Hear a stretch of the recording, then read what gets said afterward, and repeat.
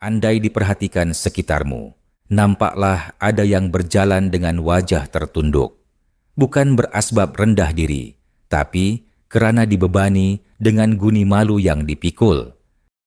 Malu pada tubuh yang tak mengikut standard, malu pada nama keluarga tanpa gelaran, malu kerana tak punya barang mahal untuk ditayang, malu kerana kulit gelap tidak cerah, kereta lama, zaman telefon awam tepi jalan pakai shilling, atau mungkin disebabkan kerana rumahnya berbata kelabu, bukan yang merah warnanya.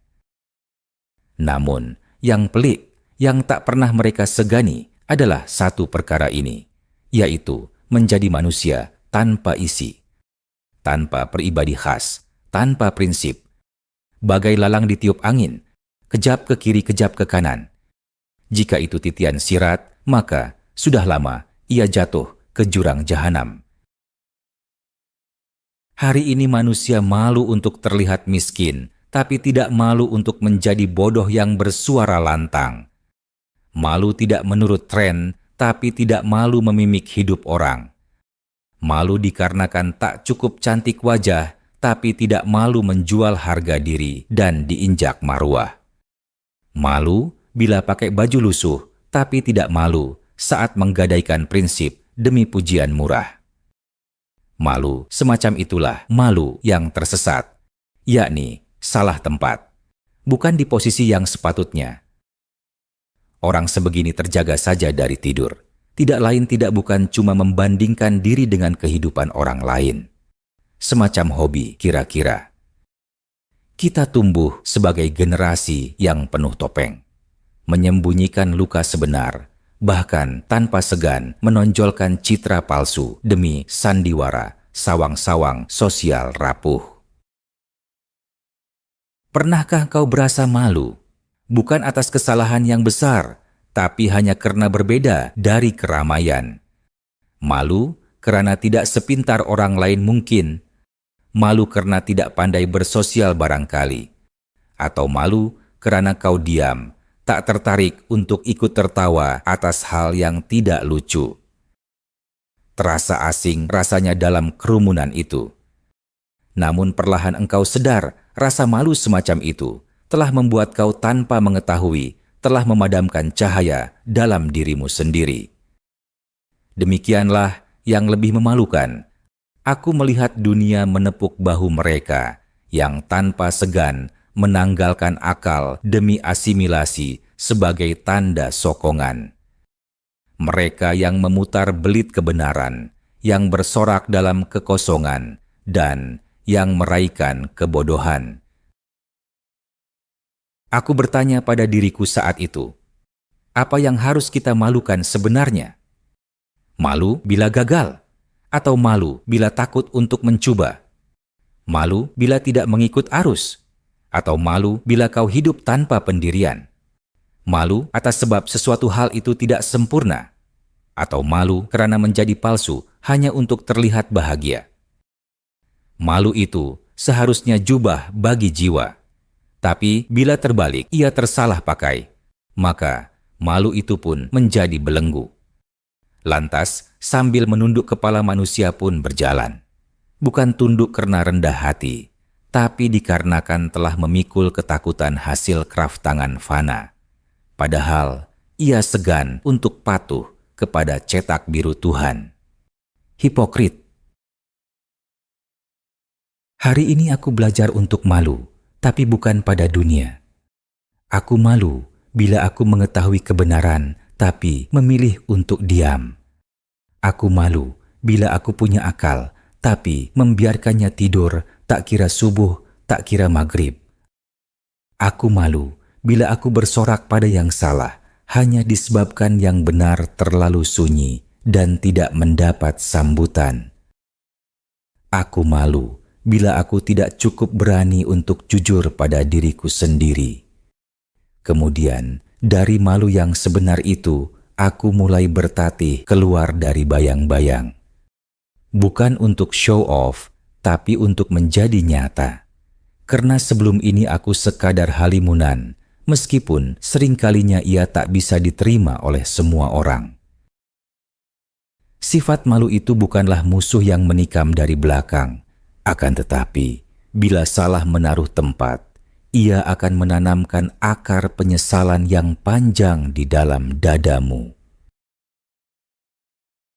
Aku menulis ini demi barang siapa yang pernah malu untuk menjadi diri sendiri.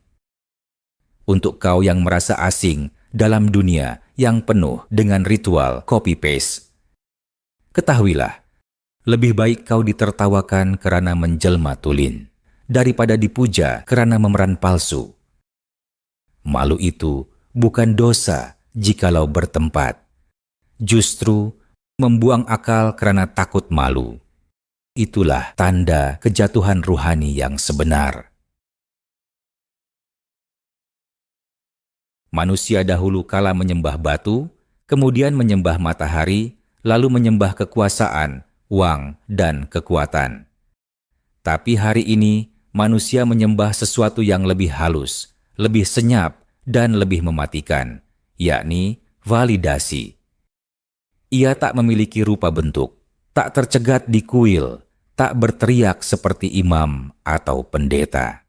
Namun ia hidup dalam setiap like yang kau tunggu, setiap komen yang kau harapkan, setiap tontonan yang dikumpul sebagai tanda bahwa kau layak untuk wujud.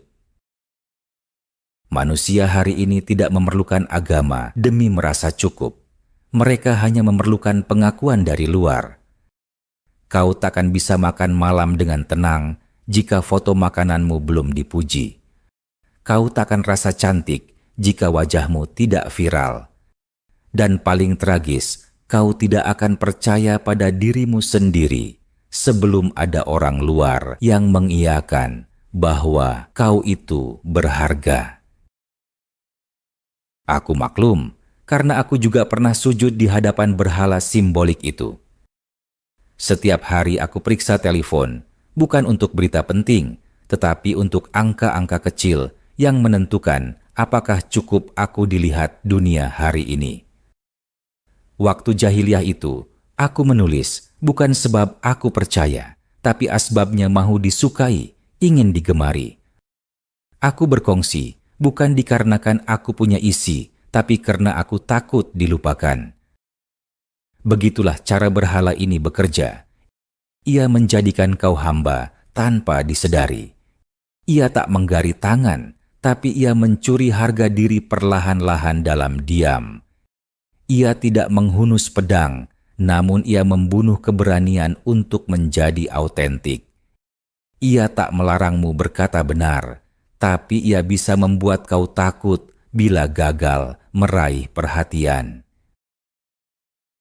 Aku lihat ramai individu yang melaungkan kata self-love, tapi yang mereka maksudkan itu adalah love from others.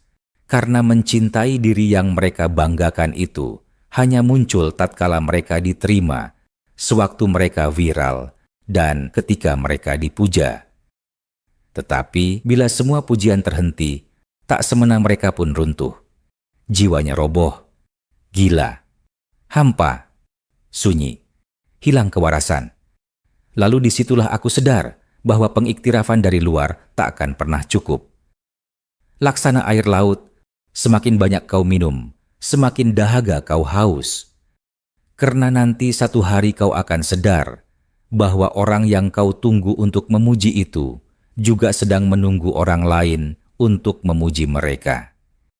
Kita semua sedang sibuk meminta sedekah tanpa seorang pun yang benar-benar memiliki harta.